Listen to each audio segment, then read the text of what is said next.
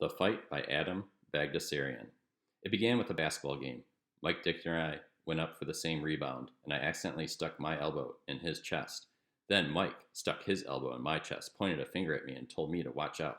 In those days, I had a reputation for toughness to maintain, so I told him that he better watch out. And on the next rebound, neither of us watched out, and both of us got elbows in the chest. Then we started shoving each other under the basket and pointing fingers and making threatening faces, which was fine with me because looking threatening was one of the things I did best. Before things could get out of hand, however, gym ended and Mike and I glared at each other and went back to our respective homerooms. Things probably would have taken a peaceful turn if I hadn't walked home with Kevin Cox after school and told him that the next time Mike and I played basketball, I was really going to throw some elbows, and if he, Mike, didn't like it, I would fight him anytime, anywhere. I don't know why I said this. Perhaps I was thinking of the Mike I had known a year before. Perhaps I was thinking of the thin, gullible, good natured Mike who had since grown 4 inches, gained 15 pounds, and become as humorless and menacing as a drill sergeant. Kevin looked at me doubtfully. "Do you really think you can take him?" he asked me. Since Kevin had always been one of my most loyal and servile followers, I was astonished by his doubt in my physical prowess. "I know I can take him," I said. "He's 3 inches taller than you," Kevin said. "So?" "He's really strong." "I'm really strong." Kevin shrugged. "Okay," he said, "but I think Mike could take you." Now it was my turn to shrug. It was also my turn to lay a condescending hand upon Kevin's shoulder and leave him to ponder his absurd and traitorous notions. The next day, in school, everything proceeded as usual. I listened to the teachers, took notes, fell asleep, made a few uncalled for remarks, and gazed at Denise Young's legs. During lunch, I was sitting with a table full of friends, talking and listening in my usual superior way, when I heard Mike Dichter say, "Hey, buddy!" Somehow I knew that he meant me. Somehow I also knew that all kinds of jigs were up and that something momentous was going to happen. I turned to look at him. "I hear you want to fight me," he said. "That's right," I said. "I'll meet you after school."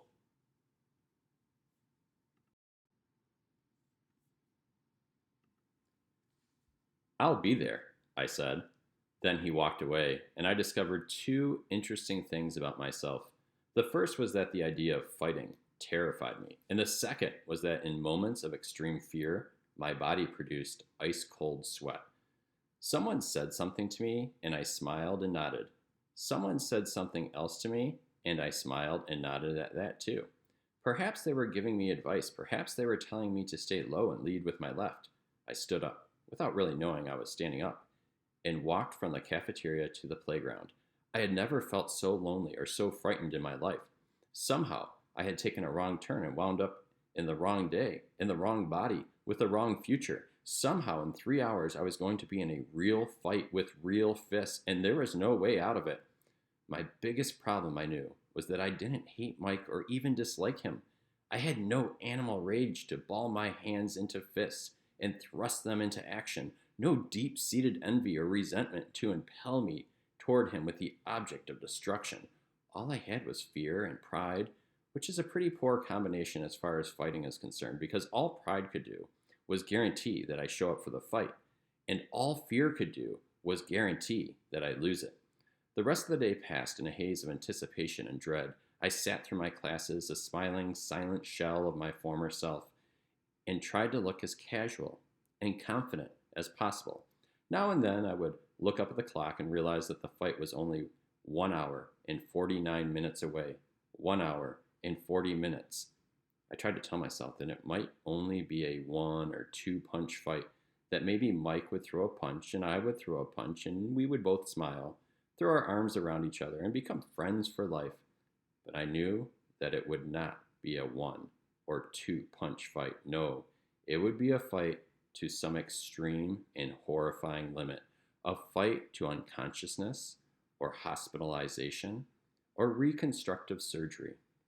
During my walks from class to class, I discovered that most of the 8th grade had taken sides and that my side consisted of me, a foreign exchange student named Hans, and 2 girls whose hearts I had not yet broken.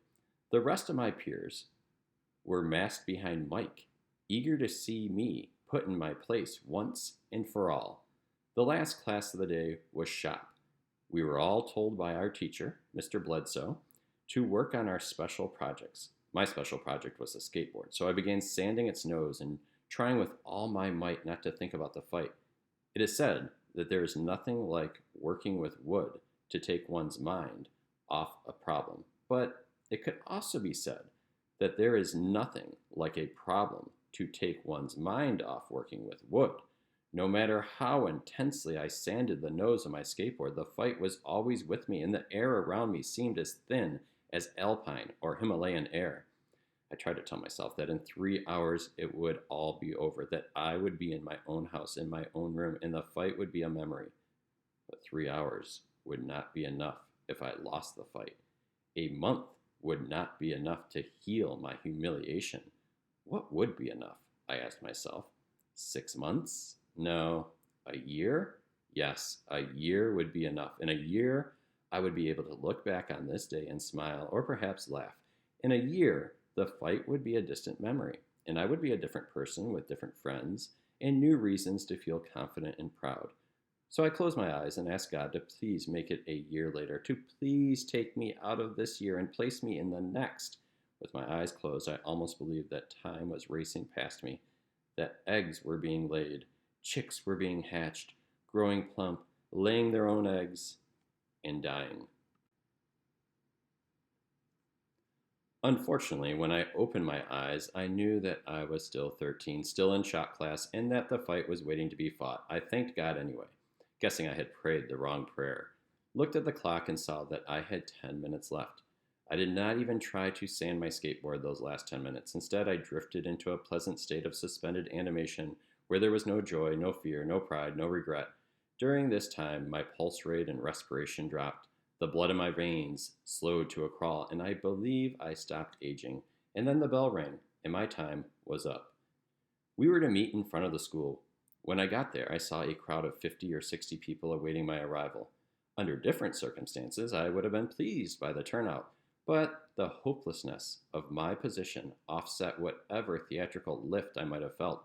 I did, however, smile. I was, after all, the other half of the act, and was not about to look somber or scared or penitent for anyone. I saw Mike Dichter standing 15 or 20 feet away, looking as menacing as ever. He fixed his eyes on me for a moment, then kissed his girlfriend, Linda Laban. I had foolishly broken up with Linda 10 months before. Now, as Mike was kissing her, she looked at me as though she would soon have her revenge. And then, before I knew it, someone said, "Let's go!" And everyone started walking toward the park 2 blocks away. Strangely, I felt not like a boy on his way to a fight, but like a king on his way to the gallows. These were not my classmates before me, but peasants in revolt. My wife had already been beheaded, my children sold for horses, my servants set free.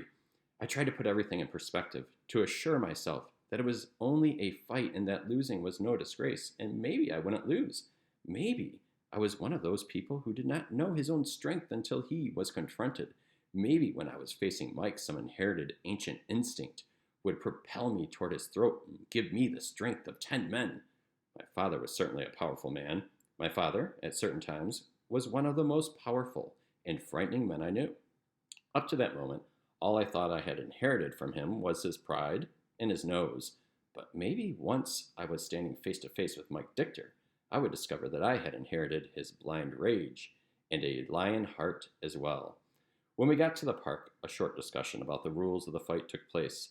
First, it was decided that kicking and biting should not be allowed. Then that kicking should be allowed, but not scratching. During this time, I was standing by a stone water fountain, breathing slowly and wondering when the blood of my father and his father and his father's father was going to show itself. I still couldn't summon enough rage or fury or indignation to make me want to fight Mike or anyone else. All I could do was hope that I was subconsciously feeling those things and was merely biding my time. "A fight is a fight," I heard someone say. "No beep rules." This motion was contemplated, then carried. Everything allowed. No beep rules. "Should we take our shirts off?" I asked, hoping to postpone things a little longer. Whatever, someone said. And with that, all the decisions were made, and there was nothing for Mike and me to do but face each other and fight. Tim Hamilton, our referee, walked us to a clearing and told us to shake hands and fight whenever we were ready. For a moment, Mike and I just looked at each other. Then Mike crouched a little. I do not know why, and began to circle me. I knew I should move in and attack immediately, but I was rooted where I stood. Fight! Someone said, and now Mike began to advance and kick karate style. The kicks not only served to display his formidable kicking skills, but were also a superior defensive and offensive weapon. In order to get Mike, I would have to find some way to get around his kicks, and in order to do that, I would have to be someone who knew how to fight. My only choice, therefore, was to look unworried and back up, which is what I did. Mike, however, was advancing steadily, which meant that I could either continue backing up until I reached the bus stop on Santa Monica Boulevard, or stand my ground and see what happened. Pride demanded that I choose the latter, just in time for Mike to kick me on the thigh. I turned sideways to present a thinner target, bent my knees a little, and took a hard kick to the ribs. And then things began to happen very quickly. In an instant, Mike was on me and my legs buckled, and we were wrestling on the ground. In an effort to prove that I could fight as dirty as anyone, I gingerly grabbed his groin and discovered that I had neither the will nor the strength to squeeze. So, that's how you want to play? Mike said, grabbing my groin a good deal less gingerly and wrestling me onto my back. Somehow I was able to get out from under him, and a great deal of grappling, kicking, scratching, and punching ensued, while the crowd yelled for either Mike or me to do something that I could not quite make out. Then I saw blood on my shirt and wondered who was bleeding. Before I could find out, Mike was on top of me, and my arms were pinned under his knees, and he was hitting me very hard in the face. Curiously, I hardly felt the punches. All I felt was the dull impact of the blows, and all I heard were the shrieks and howlers of the crowd, along with the thump, thump, thump of fist hitting cheek, ear, chin, forehead, and occasionally mouth. For some reason, I was very relaxed. Perhaps because I sensed that I was only getting what I deserved. After all, I had feasted on my own glory and egotism for 3 years. The check was bound to come. Kill him! I heard Linda Lieben cry. Kill him! So Mike reached back and hit me on the side of the head with the hardest punch he had thrown yet. Give, he said. I shook my head. Okay, he said, reaching back to kill me again. He repeated this 8 or 9 times, and after each punch he said, Give, and I said, No, or shook my head, and he reached back again. And then, for an instant, I had had enough. For one brief moment, the blood of my father, and his father, and his father's father welled up within me, and I put my hands under Mike's knees, lifted him in the air, held him there, and threw him off me. The crowd gasped, and for a moment Mike looked surprised, even scared. I stood up to my full height, in the full height of my pride and dignity. But I did not know what to do next. I was no more willing to fight now than I had been before, and the moment passed and my fury ebbed, and before I knew it, Mike was on top of me, picking up where he had left off. Soon I could not distinguish one punch from another, and my ears burned, and the noises around me seemed to be coming from the other end of a hollow tube. I saw glimpses of faces, but I did not see friends or former friends. All I saw was a crowd, and all I heard was a crowd's noise. I knew it was all over. The love notes, the phone calls, the envy and adulation, each punch robbed me of another friend. Another heart, another follower. From here on out, it would just be me and my TV and my memories of glory. And then, one by one or two by two, the lights went out in my mind, and Mike's legs were around my stomach, and I couldn't breathe. Give, he said. I shook my head. He squeezed harder. Give? Why not? The last light in my mind said, all I'm giving him is the fight. So I gave him the fight, the love notes, the phone calls, the envy, the adulation, and the arrogant haul of who I had been. For a moment, I felt very light, almost weightless.